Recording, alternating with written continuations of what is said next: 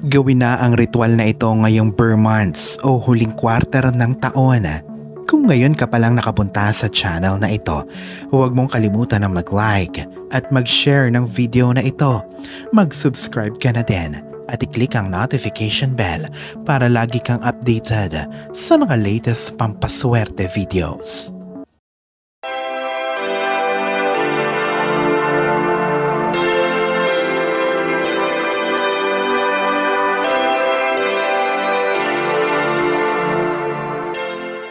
Gawin ito sa anumang oras sa Huwebes o Biyernes ngayong Burr months para sa prosperidad, proteksyon sa pamilya, maligaya at masaganang buhay.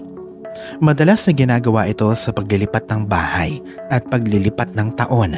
Mainam din ito na gawin pagkatapos ng Ghost Month o isang hindi magandang pangyayari para manumbalik ang swerte at positibong enerhiya. Ito ay madalas na ginagawa sa magkakabukod na garapon, pero kung wala nito ay maaari itong gawin sa nag-iisang baso na may takip o sa nag-iisang garapon. Sa paggawa ng ritual na ito, siguraduhin na handa ka na. Ikaw ay may positibong pag-iisip at lubos na paniniwala. Kailangan mo lamang ng mga sumusunod.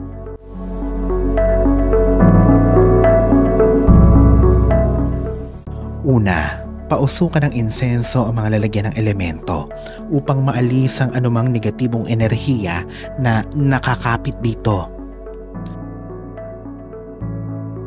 Pangalawa, sa garapon o baso, unang ilagay ang asin. Ang asin ay para sa pag-alis ng kamalasan at samot-saring negatibong enerhiya. Ang bigas ay para sa abundance. Ang asukal ay para sa matamis at maligayang buhay. Ang barya ay para sa kasaganahan sa material na mga bagay. Ang laurel ay para sa prosperidad at success. At ang tubig naman ay sumasagisag sa patuloy na daloy ng kasaganahan sa buhay. Maaari itong ilagay malapit sa main door, sa sala, sa altara, sa money area, sa tabi ng cashier o cash box, sa negosyo o sa lugar kung saan may aktibidades ng anumang negosyo. Paano i-dispose ito ng maayos? Ito ay tumatagal ng ilang buwan lamang. Kapag may nakita ka ng irregularidad sa itsura nito, ay palitan na agad ito.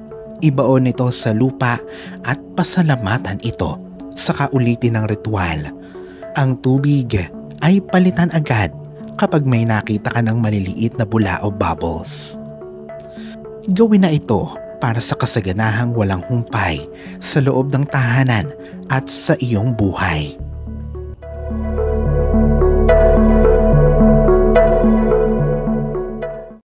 Alalahanin na sa poong may kapal pa din, nagmumula ang lahat ng pagpapala, ang kasipagan at ang kabutihan sa ating kapwa kasabay ng buo mong pananalig sa may kapal.